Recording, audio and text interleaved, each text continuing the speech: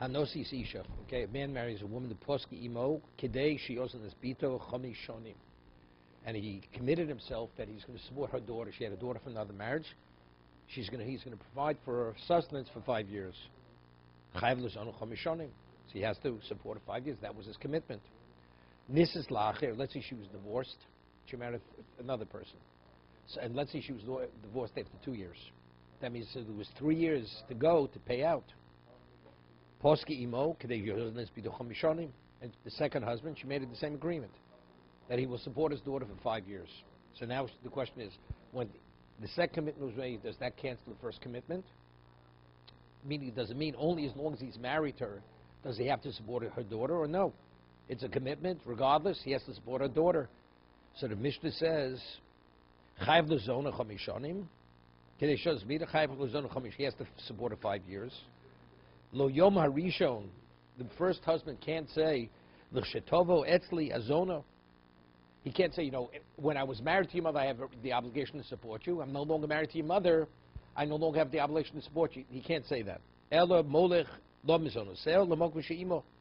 She has to bring the sustenance to wherever she is. The commitment goes for 5 years, whether he's married to the mother or not. Lo yomu shneim. These two husbands, they could get together, the ex and the present, and they could say, we'll jointly support her. One actually offers the physical support. The other one gives the value, cash, of the 5 years. This is what happens if she got married? Now, we didn't understand what this meant yesterday. Habal nosin lo mizonos. The husband has to give her mizonos, right? The wife. A husband has to support a wife. They noslo demei mizonos. Okay, the husband gives her actually the mizonos, and the first husband gives her demei mizonos. Right? Demei means the cost. Mesu. What happens if they died? The second husband dies. We'll see what the Gemara explains this. The daughters, they could only collect their mizonos from bnei chorim. That's only from the properties that weren't sold off. The wife takes from the chos mishubadim. So this, let's say, you only have enough to cover. What's his name? The mizonos. Now, okay. The wife is a creditor. Why is she more of a creditor than the daughter? So the daughter can only collect from the chosim b'nei chorim. The wife collects from Shubadim. So the Mercer say like this: what happens? Why can't you collect mizonos from Shubadim? Because it's an unquantifiable amount. You don't know what it is. It's not fair to the buyers because the person borrows $1,000, so the person buys the property knows the property is linked to $1,000. A woman, her expenses, you don't know what the expenses are. Some people have greater lifestyles, less lifestyles. What about the woman went to court, and the court wrote a document. They made an appraisal, an evaluation of what she needs, and they wrote a document saying the husband owes the wife so much. So she's a creditor. She's no longer getting it as a wife being supported. They already said this is the lump sum. It's like a husband who gets married. He says, "No, sir, I'll work a deal. Either I support you continuously, take the lump sum. It's like you win the lottery. They tell you, you want it now, it costs you so much. You want to take it over 20 years, you get more. This is the kind of situation. So the mother is what? She has a document. So the daughter collects from the Nechorah. Now the wife goes and takes away from the daughter. Because now the daughter, when she gets it, she's like the property was sold off. It's Mishubadim. The mother could collect from that property. Why could she collect? Because she has a document. She has a document quantifying exactly how much money is to owe to her. Ha-pikrim. He says, if the husbands were wise initially, it says a man marries a woman and she says, I want you to support my daughter for 5 years. Even if she's divorced, he has to continue to support. So if the husband was smart, you know what he should have done? What do they do?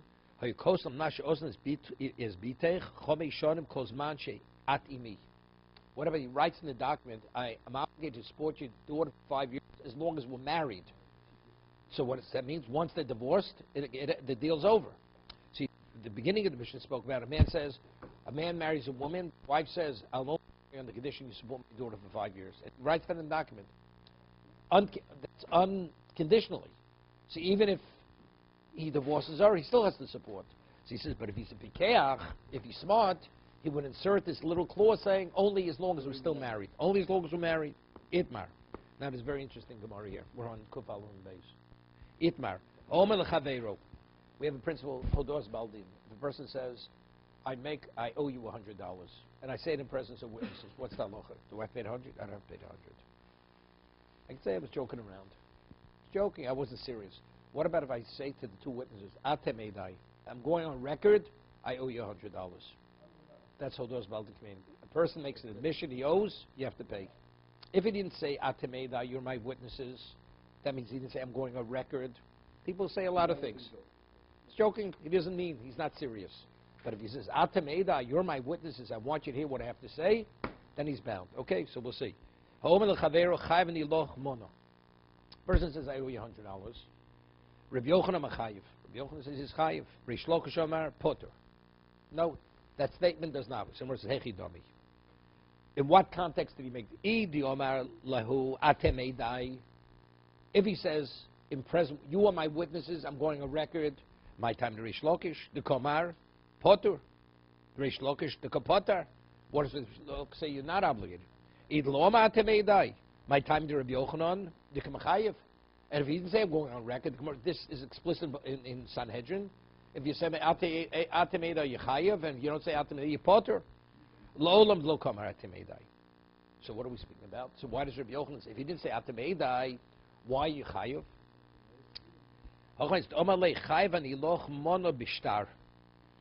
Hear this? What happened? So Rashi explains, he wrote a document, and he wrote it, normally a person writes what we call like Ksav Yad. Person writes a document, I, Yaakov ben Moshe, owe you $1,000. He writes that, no witnesses. The halacha is, if you put your name, that's called I owe you, but you put your signature in. You just didn't write, I owe you. I, Chaim ben Moshe, owes you $1,000. Unless he signed his name at the end. Putting your signature on that, nobody argues. That you can't collect from Shabbat because there's no coal. But factually, that binds you. That I owe you. What about if you don't put in? You'd say, I owe you $1,000. That's all. He didn't put his name. He didn't sign it. Wait. No, that's the machlokis. We'll say, and it was given in the presence of witnesses. It was given in the presence of witnesses. We'll see. Okay?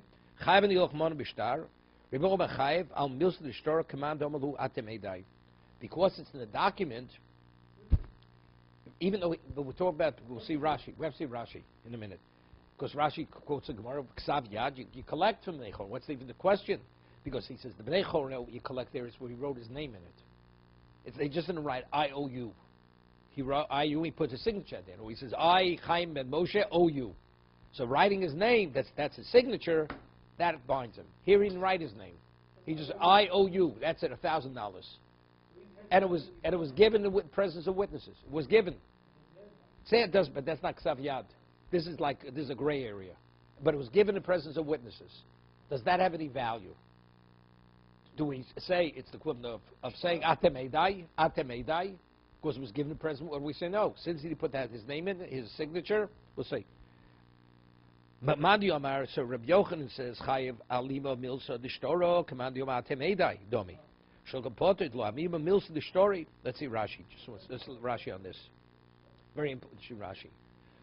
Lo olam lo Omar Atem Eidai, vochem ha'eskina d'shtoro. Shemos lo shtar befonenu. Because ani chayev lo chmono. Now listen. Apal pish ksav yodohu, although it's his handwriting, right? Hovelo chosam potter. Since he didn't, at the end, didn't put his name, his signature on it, right? He's potter. I vot nan hotziol of ksav yodo shul chayev. Govelo min chosim min chorin. Says we have quoting a Mishnah. Ksav yaji collect. It's his handwriting. Gon shechosabo ani ploni lo visi monim and ploni. He said, I Chaim ben Moshe borrowed money from so and so. So he wrote his name in the thing.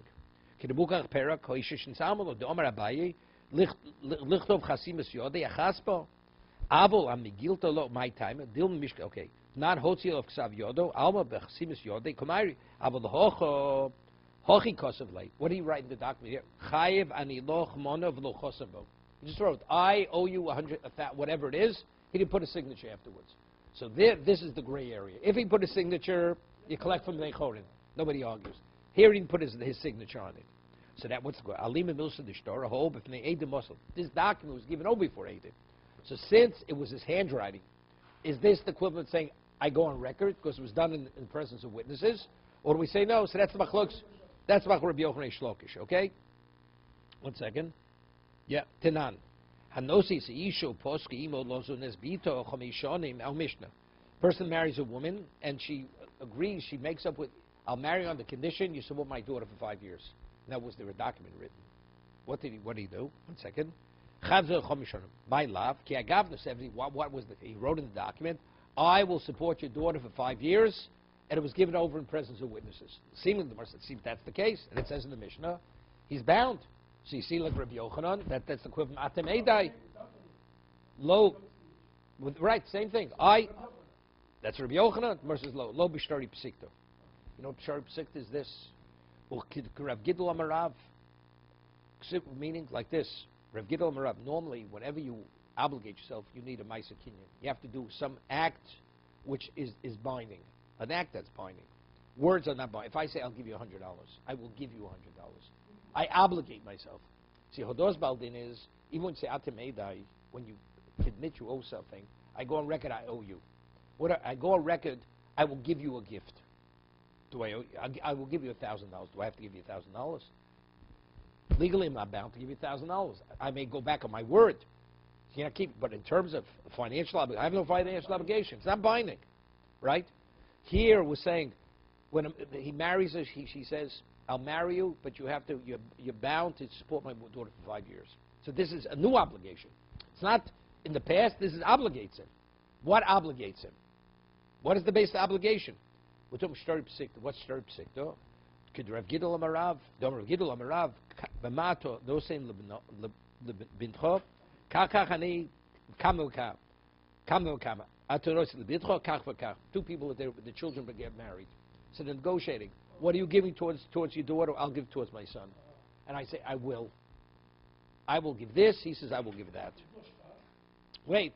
Now, they write it into a document. What will we see? Now they get married. No, they don't write the document. It's recorded. Now they get married. They get married, the boy and girl. The two fathers never obligated them. So they write in a document, which they have, so-and-so says he will give so much, so-and-so gives some. They're obligated to give the amount they give, even though they never did an act to mind them. Why? Because we could say with certainty, we'll see if this is the Chiddush of Gidol Amarav, because you wanted your children to get married, and that was a precondition of marriage, the marriage is the value of importance that what? That you meant what you said. That's sufficiently binding. The woman says, you want me to marry me? You got to cover my daughter for 5 years. See, he wants to marry her. You want to get the wife? That's the equivalent of this. So even though the other case speaking about, I owe so-and-so so much, it doesn't put a signature on it. It's given in prison aid. Say, it's all nonsense. I never obligated myself. Right, because he never had a benefit. And he never had a benefit. Here my children are getting married. That's my benefit. Well, he's getting a wife. Right, even though that's unrelated, but if that's what she wants, that binds her. That binds the husband. He has to support the daughter for 5 years. Wait a second, he says. Kamakatorosin, omdu v'kichu, kanu. Kanu means they've acquired it. Yeah. This is the context where even words alone bring about the financial obligation. Okay? So therefore there's no proof from them. I'll tell you the Mishnah, Shtari Psikto. It's a document wrote that the man said he will support. That's enough. And you definitely meant what you wanted because you were getting something for something. So Shtar Psikto means it's only recorded what happened. But the recording is not what binds you. It's the event. The event binds you. Creates the obligation. Toshma. Kosel Kohen Shani Chayev Loch Chomish Shloim. Pidyon Aben. Person writes to Kohen in the document, I owe you 5 Shloim. Chayev Lichno Chomish Shloim. He has to give him 5 Shloim. 1 second. Ubno Eino Podu. But his son's not redeemed. We'll see. 1 second. So what do we see over there? Wait.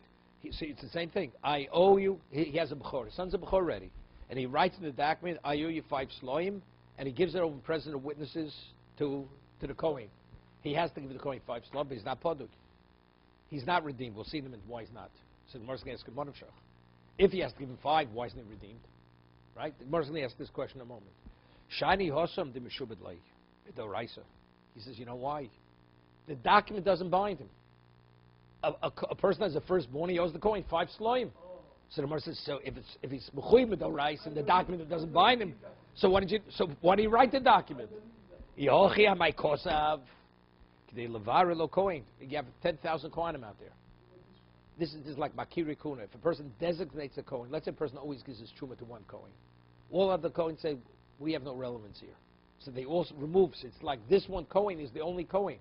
So when he writes that document, I will give you 5 sloim, even though he put a signature on it. So what is he saying? I'm designating you. But what's the basis for the obligation? Because since I have a firstborn and you're a Kohen, I have to give 5 sloim. So that's I owe you the 5. If we have one Kohen in the world, no other Kohanim, and you have a firstborn, do you owe that one Kohen you 5 sloim? You owe him. But here, so what do I need the document? Because here I have more than one Kohen in the world. I have endless Kohanim in the world. So that's to designate that this is the one, not the others. It's like Makiri Kuna. Same idea. Da'amar Ula. Dvar Torah Podui. Kshi Yitain. Yeah? B'doraisa, when he gives it. No. When he gives this, with the document, he's Podui. So what does it say? Matama Omer B'no Eino Podui.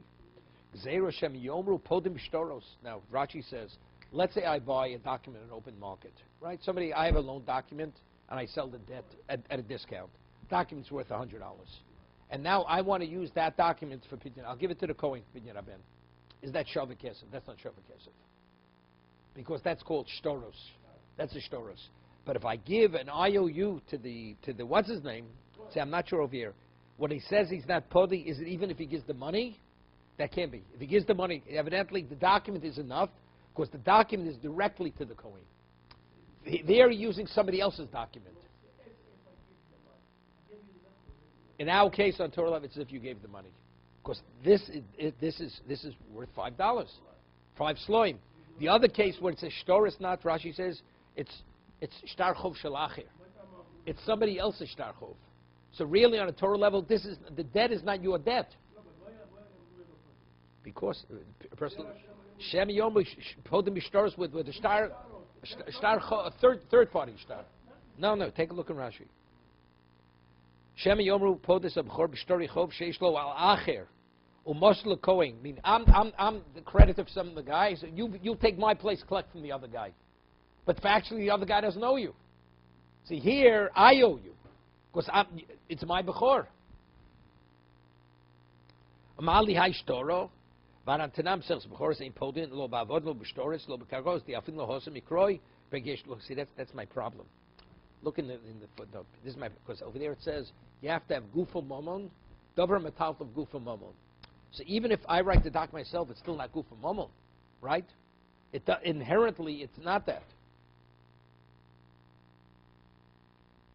Okay, you see a chiddush here. We had a case in Kedushin. What happens if I'm a Kaddish woman with a shtar chov? I'm somebody else's creditor. I say, I marry you, harei b'kadeshli with the document. So there's an argument, is she b'kodesh or not? Why? Because what happens if the original creditor waives the debt? So what I gave you is worthless. So a woman is not gomeres das, you give her something. Do I really know you gave me anything? What happens tomorrow you waive the debt? I have nothing. So therefore, that's why it's not gufa moment. You could sell it on the open market. Doesn't make a difference. But since it has to be intrinsic in itself, its value. Here its value is what you could do with it. When I write, I owe you 5 sloim, and I'm designating you as the Kohen, that debt can't be waived. I have to give it to you. Because the Torah says you have to give 5 sloim to the Kohen. When I lend a man money to a third party, now I take that document, give it to the Kohen. What happens if I waive that document? I waive the debt. What do I give the Kohen? A piece of paper. Gave him a paper. So the value is not in the paper. When you're giving it to the Kohen yourself, I owe you 5 sloim, that's money itself. The I can't waive it.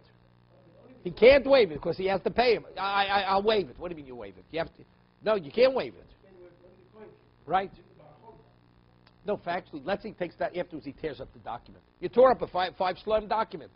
It's like you have silver. Take it out. You give me. I give you 5 slime. Throw it in the ocean. I gave you the 5 slime. You can do what you want with it afterwards.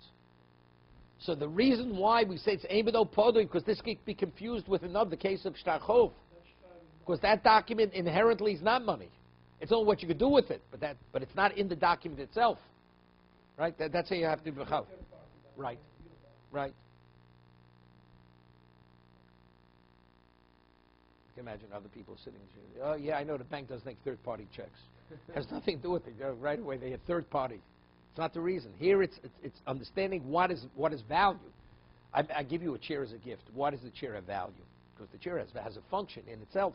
The function is directly inherent in what I'm giving you. Here, what's the function of somebody else's document? It's only means of collection, right?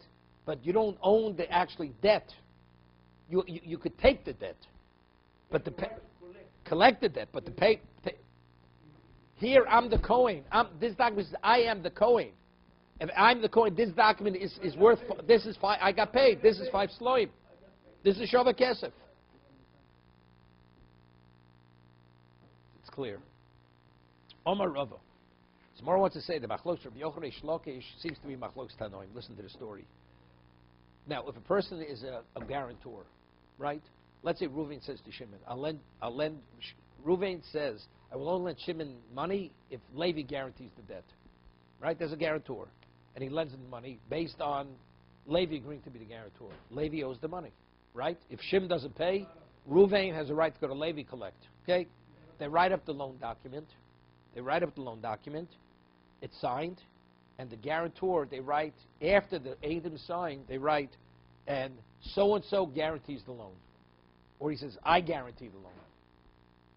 So if he would have written it before the witnesses signed, so the witnesses are signing on the document on what he actually said. Right? The witnesses, as they sign, Reuven is lending Shimon. Right. First of all, who writes the document? The borrower writes the document, right? Reuven is lending, but with some borrower, when he gives this document to the lender, he's saying, I owe the lender so much money. So when the guarantor gives his name, he also allows his name to be written on that document. Before this thing, he's saying, I am bound to that. Right? When he gives I am bound. If the borrower doesn't pay, I pay as the guarantor. Right? That's what he's saying. What I'm saying, they inserted that after Eidim. Here. Orev hayotzi achar chito mashtoros. Govin the chosim nechorin. You can only collect from bnei chorin. Why? Because it's like a milva peh. It's only milva shtar is because they're Eidim. Eidim, there's a code. What did the Eidim sign on? What's before? They didn't sign what's afterwards. So therefore, the bnei chorin of the milva of the orev you could collect from. But the bnei shubadim you can't collect. Masa balafnei Rabbi Shmuel v'omar govin the chosim nechorin. You could collect from nechorin because it's like a milva peh. It's like an undocumented loan. Neither. He's not. He has as a guarantor. He has no obligation. No obligation. Lama. So they said, why? Factually, it says he agreed to be the guarantor. And so milva bishtar. It's not. We understand. That's why we can't collect from Shubadim. But let it be minimally milva peh. A person's strangling a guy in the market. He's choking him. Let him go and I'll give you. Potter. Shalo aluminoso hilveyu. Yeah, what he says. The guarantor says like, the document was written up already. Reuven is lending him money. Witnesses sign. Then afterwards he said to me, if you're the guarantor, the document's written already. I said, I'll be the guarantor. He doesn't mean it. All I want is you lend him the money. Do I want? You already wrote the document. It's like somebody strangling somebody. He says, you let him go. He says, well, you give me money, I'll give you money. After he doesn't have to give him because all he wanted is you stop strangling him. Right? That's all. I didn't see what I said. Okay? That's ben honest. So therefore, if you write after, seemingly, what is it? So Lema Rabbi Yochanan, Rabbi Shmuel. What? Not even Nechorin, nothing. So Lema Rabbi Yochanan Rabbi Shmuel, because Rabbi Yochanan says, although he didn't put a signature in document if it's given in front of Eidim, that's enough for Nechorin. Rish Lakish say you can't even get from Nechorin. Someone says, Aliba the Ben Nanas Kulam Lo Pligi. Everybody agrees, according to Ben Nanas, you get nothing. The previous case, you get nothing.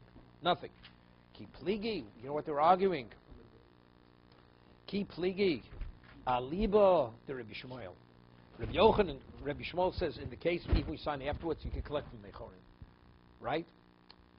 So here also, although he didn't put a signature in the document, giving it in front of witnesses, that's enough to obligate you. Good, b'chayv. Not from Shubadim. Rabbi Shmuel, Reish Lakish says no. Ad kalu kam Rabbi Shmuel hosam el the shaykh leifli shibuda doraisa. Aval hocha lo shaykh shibuda doraisa. Factually over there, the borrower was borrowing. There was a lien. There's a shibud.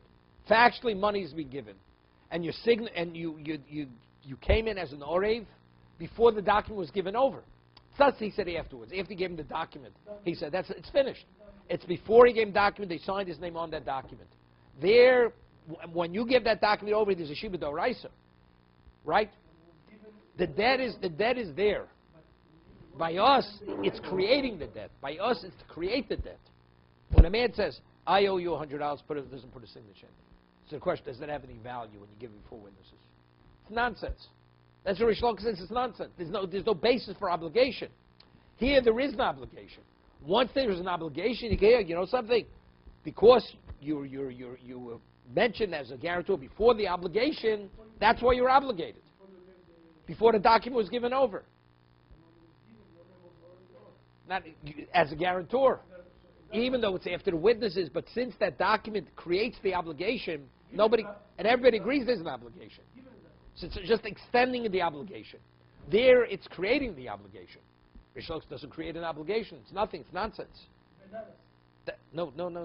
Even Rish Lakish saying according to Rabbi Shmuel, even Rabbi Shmuel would agree with me that in our case, there's no obligation. Because, no, there's no shibud. I said, I owe you $100. I could say, I'll sell you the Brooklyn Bridge. It means nothing. Here.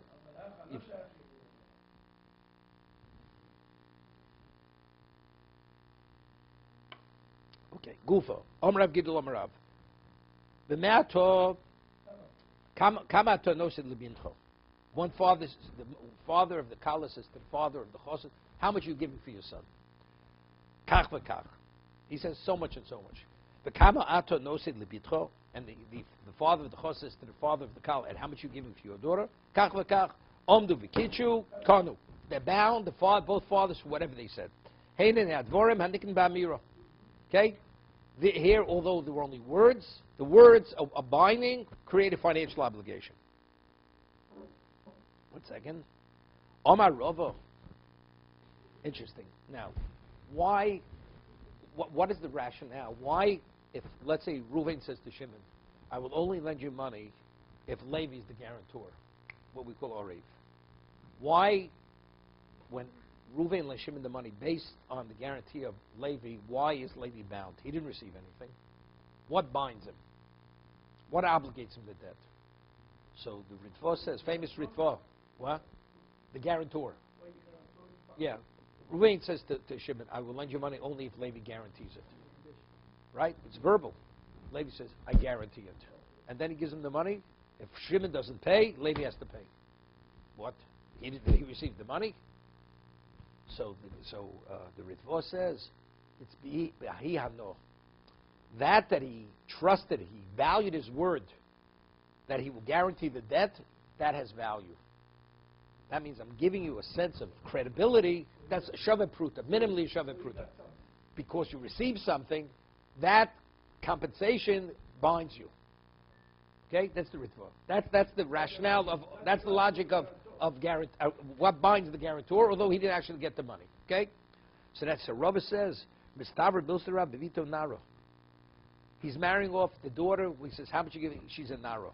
So when he marries his daughter, what does he get? He gets the kesef kedushin, the father.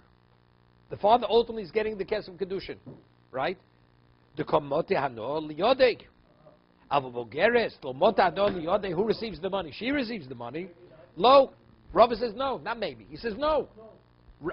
Gidl Amarav is only in a context where the father's receiving the money. Nara. Nara or less. But more, Bogeris not, because he's not receiving anything. So the Gemara says, well, Akim, what are you talking about? Omar Rav, Afil Bogeris, Dilo Temahochi, Haben, Abi Haben, Mayano Osliode. When a father agrees to marry with his son, what does he get? And it says yet, he's bound to what he said. He's getting nothing. So you see the actual marriage binds. It has nothing to do with what you get. That the children are being married. That's enough. Right? Right? He says,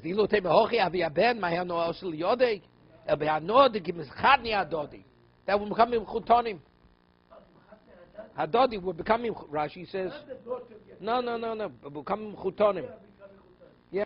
Relationship. The relationship has value. The relationship. No, right. We're called in-laws. Called in-laws. Not outlaws, in-laws. Okay? Yeah? Therefore, Gamri Yumakni Adodi. Mean that our children are getting married, that your daughter is becoming my daughter-in-law, and my son is becoming your son-in-law, each of them said, I value that. So they are getting something. But it's not cash.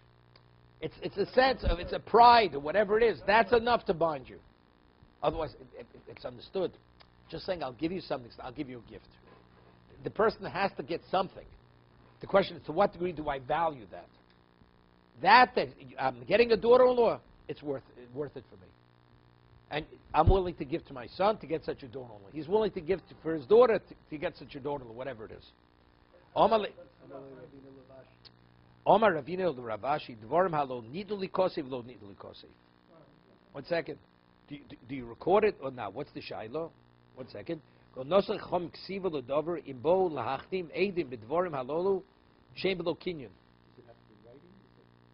right.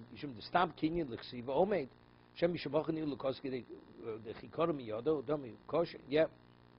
Right? The halacha is once you record something, recording something is not so simple. When you record something, firstly, there's mishubadim, and word goes out, your property is dropping value, because that means you have a debt, they're liened. So if he would say to write it, you write it. But we say stam kinyan l'ksivo medus. When you make a kinyan, we say without a question they want it to be recorded. When you make a kinyan, I purchase a piece of property, right? I have a right to write it. I demand the document. The agent can write a document without the reshus of the seller. What about this case? If you say you owe it, is it nidli kosev? No. See, that's the shaila. Wait, Amar Avishah, Dvarim lo nidli kosev.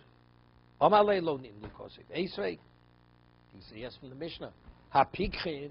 It says if a man marries a woman, and the wife says to the husband, "I'll marry you, but you have to support my daughter for 5 years." He's bound. Wait. No, not as long as he's married. That's a pikhin. Well, a pikhin or you kosvin amnas. Eznes bitechom mishonim kozman chat imi. My kosvin. So you see, they write it, although it was only a verbal obligation. Right? We're binding the husband in a document. Right? Pikhin have to write this, but it means it's written. They are written. They're written because since he's bound, anything that's bound, even something like this is similar to Ma'atod nosim b'shum bintcha, Ma'atod nosim b'shum bintcha. Right? My kos omrim. No, when it says in the Mishnah, kosin means omrim. Initially, when the obligation comes, he says only as long as we're married. As long as we're married. If it ends, the obligation ceases. Okay? So Mer says, the kori le'amira ksiva. Have you ever heard of such a thing? The Mishnah says kosvim. Mer says ain. That's the way the Mishnah, the Tana speaks. The Vatanand, proof. The person says, I want nothing in your right. A husband has rights in his wife's assets. He says, Dinu dvorim. It says kosev. V'tani Reb Chia ha'omer lishto. Omer. So you see, the Tana uses the kosev. Doesn't mean kosev. It's the equivalent. It's the equivalent of kosev. Toshma and kosev shtori ersin. Right? Documents of Ersin and Suin, you only write if they're both in agreement. Ha bidashneim kosvin, my love. So what does that include? Shtari psikto. That includes even anything which relates to marriage, even what the parents obligated. The ksubas posher. That's the husband. That's integral to the marriage. But shtari erison, shtari so means anything that has relevance to the marriage, we record. We record. Right? She's low. Shtari erison mamish. The document shtari means actually the marriage document. That you're marrying her. Could Rav Papa, Rav Shravyo, Yidma Kosvu Lishmo, Shlomi Daito. Not right? A get has to be written with the permission of the husband. He has to make a shliach, and has to be written specifically for them. Less than the following. What about shtar? It says Isha Nikas, right? Bekesu b'shtar rabia. Shtar kedushin, right? How do we know, Norman? How do we know a man can marry a woman with a document? Because it says v'holcha v'hoisa. It says v'holcha she goes, lishacher, right? It speaks about divorce. Then it says v'holcha v'hoisa lishacher. So just as she's divorced with a document, she can be married with a document. So the Gemara wants to say, so just as a document she's divorced has to be written lishmo, and it has to be for her. It has to be only authorized by the husband. Ident kedusha, we need both of them. By gittin, it's only the husband. He has to authorize it because the get could even be forced upon the woman. But kedusha, we need both of them. You need lishmo, and they both have to be in agreement. No, you both have to be in agreement that it should be written, and that is an opinion of the Gemara. We don't rule this way. Yeah. It was written for her, but it was written with her consent. Consent, the shtar kedushin. Rabba Ravina Ami Mukudeshes. Even Shlomi Data. I mean, the document, of course, when she's married, she agrees to take it. But the document was not written, it was not authorized by her to be written. Okay? Rav Papa Shav Yoma Ein Mukudeshes. So what are we speaking about? We're speaking of the shtar ersin. The shtar ersin, what says shtori ersin nidli kosev. That's what it means. We're not talking about shtar psikto, monetary obligations that the father and of both chosed kala are obligated. Think about the actual. What's his name? Shtar ersin, the shtar that you're going to marry with. Toshma. 1 second.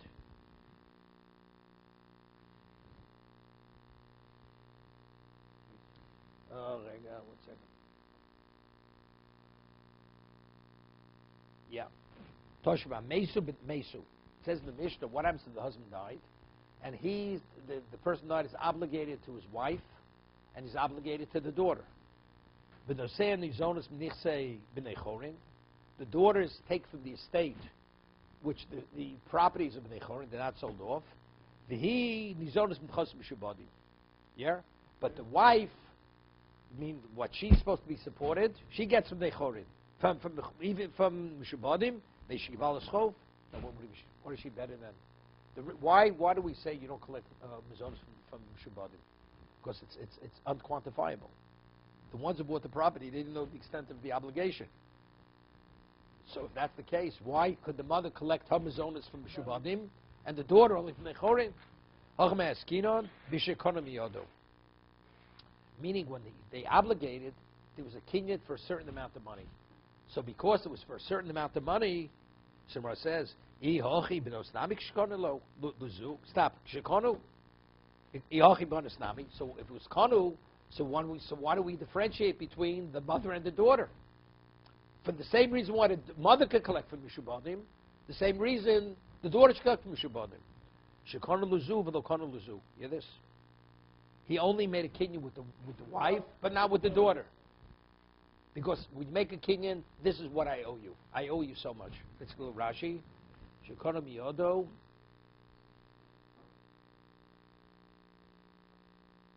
Yeah.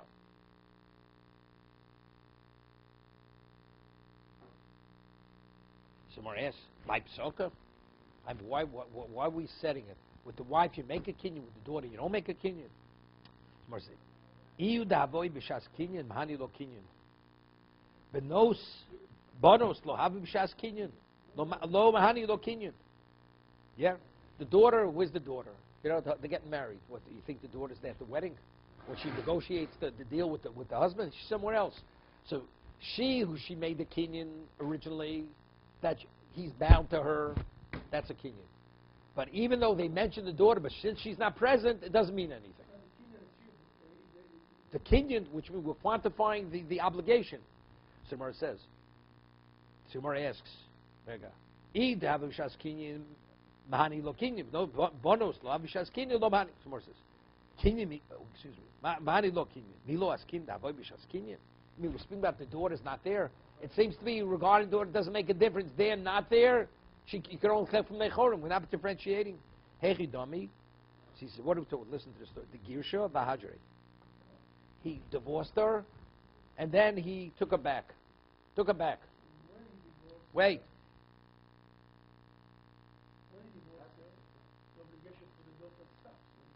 No, even though they could be his kids. It could be his kids. It's his own daughters. It could be his own daughters. It could be his own daughters. That's what I'm saying. I mean, he's not obligated, right? But now she comes back. She says, something. We'll get married. You got to take responsibility for the daughter, for the daughters, for our daughters. But it was previous marriage. Yeah. And the less a bit tonight bezdin. Mani lo kinyan. Less a bit tonight bezdin. Bonos the isa bit tonight bezdin lo mahani lo kinyan. Migragari. The Gemara says, Migragari? Hear this. If we say the wife, Vega, Venu nukvin dahavi loch lechiminoi. Hear this. E the lesser betnai bezdin mahani lo kinyan. Those these, he says, the female daughters that I will have from you, I have to support. They're his daughters. It was Chazal v'Girsha, right? It was Girsha, and he took her back. So these daughters, did he have it? So he's bound from the ksuba. So because you're bound, the kinyan is superfluous. Regarding herself, because even why isn't she? I don't understand that. Why isn't she also bound? He's bound to. He has to give him his owners too. Huh? I don't get that. It says Elo the lesser bitnai bezdin mahani lo kinyan. To give her mizonas, the wife herself, which is not a Tanai Bezdin, that's why Kinyan is valid.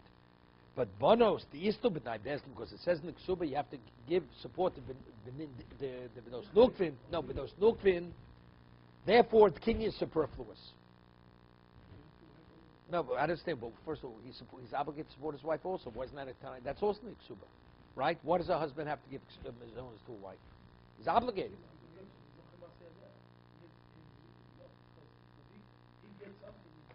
So what do I care? What do I care? It's not bezdin or because there's a trade. What do I care? So what do I care?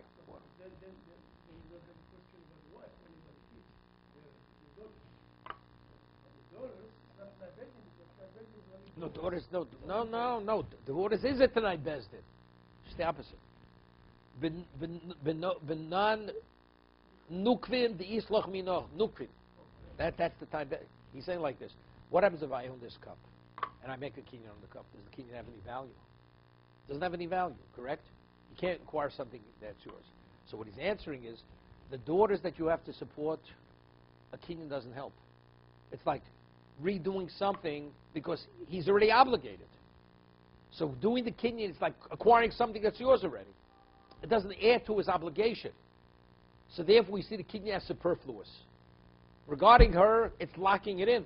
The kinyan locks it in. Like you said, I'm not interested in giving you my Ma'aseh Yadayim.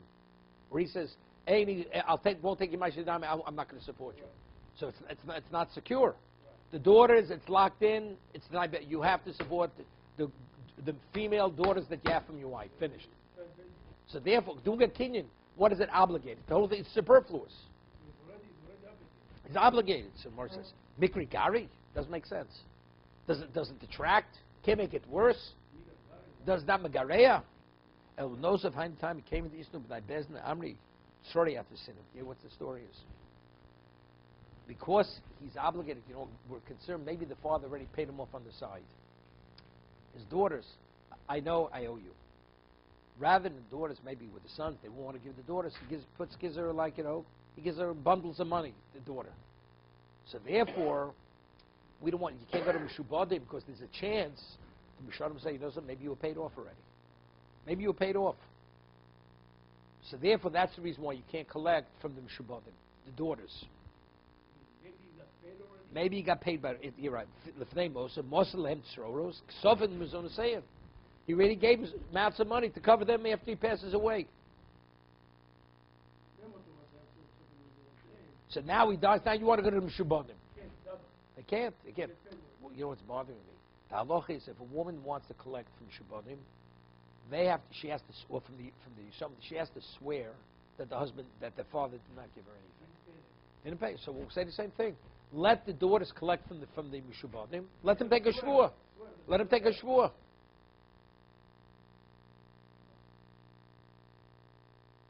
So you have to differentiate. Just because you're taking oath, you can't take money out of our pocket. See, here, could be, if it's Bnei Chorin, you have a right to it. It's just a question, right? It's a question, maybe you're paid off. Here, even when you go to lien properties, who owns the properties? The buyers own the property. If you collect, you have to prove to us that there's a debt. So you're going to swear you're going to take from us? You're not going to take from us. A shvu is not motzi moment. Here you have a claim. It's in the estate. In the estate, the daughters have a right to food. They have a right. Right? So the Mishubadim, they'll say, you know something, but maybe your father gave you some bundles of money before he passed away. Well, I'll swear I didn't. So what, you sure can't extract money from us? Therefore not.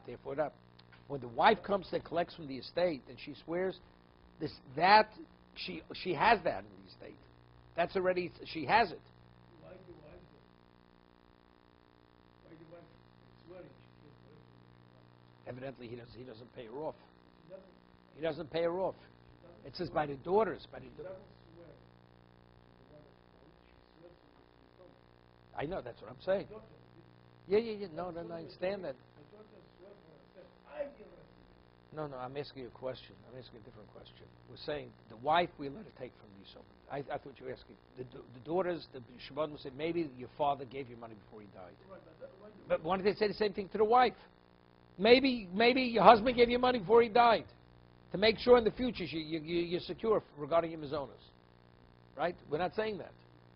Why? I'm not sure. We'll stop here.